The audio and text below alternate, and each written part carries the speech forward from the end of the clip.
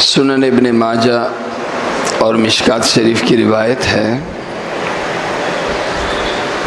حضرت جابر بن عبداللہ رضی اللہ عنہما روایت کرتے ہیں کہ جناب رسول کریم صلی اللہ علیہ وسلم نے ارشاد فرمایا، من مات علی وصیۃ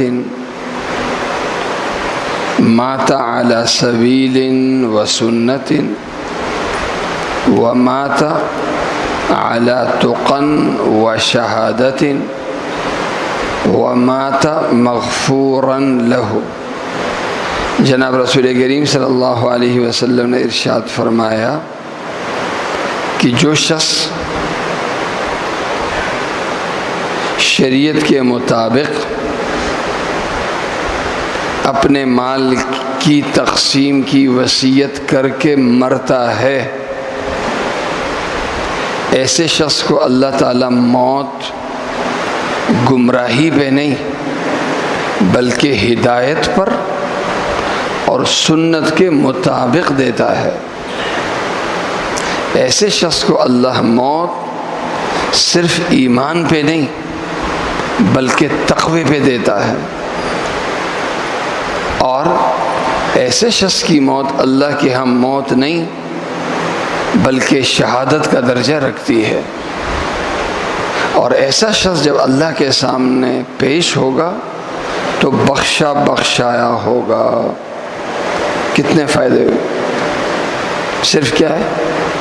مرنے سے پہلے ایک وصیت نامہ تیار کیا، اور وہ وصیت نامہ شریعت کے اصولوں کی روشنی میں تھا، اس میں یہ تھا کہ میرا اتنا مال ہے، شریعت کے مطابق اس طرح اس کی تقسیم، کسی کو اوپر کسی کو نیچے، کسی کو محروم کسی کو نوازا، یہ نہیں کہ شریعت کو دیکھا، اپنی خواہش کو نہیں دیکھا، اپنی پسند ناپسند کو نہیں دیکھا، اور ایک تحریر چھوڑ دی اور چلا گیا دنیا سے۔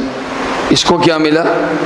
فرمایا اسے یہ ملا کہ سب سے بڑا ایک خطرہ یہ بھی ہوتا ہے کہ کہیں ایسا نہ ہو آخری لمحے میں ہدایت سے محرومی ہو جائے۔ فرمایا اس سے نہیں ہوگی، یہ خطرہ اسے نہیں ہوگا، اسے موت آئے گی تو گمراہی پہ نہیں بلکہ ہدایت پہ آئے گی، سنت کے مطابق آئے گی۔ یہ اللہ کے ہاں جو اسے موت آئے گی وہ صرف ایمان پہ نہیں بلکہ ایمان سے اوپر کا درجہ ہے، تقوی پر، یعنی ایمان کے اعلی درجے پر اسے موت آئے گی۔ اس کی موت اللہ کے ہاں موت شمار نہیں ہوگی بلکہ شہادت کا درجہ حاصل کرے گی، شہادت کے نام سے اس کی موت موسوم ہوگی، اور اللہ کے ہاں جب یہ پیش ہوگا تو یہ بخشا بخشایا ہوگا۔ اللہ تعالیٰ مجھے اور آپ سب کو عمل کرنے کی توفیق عطا۔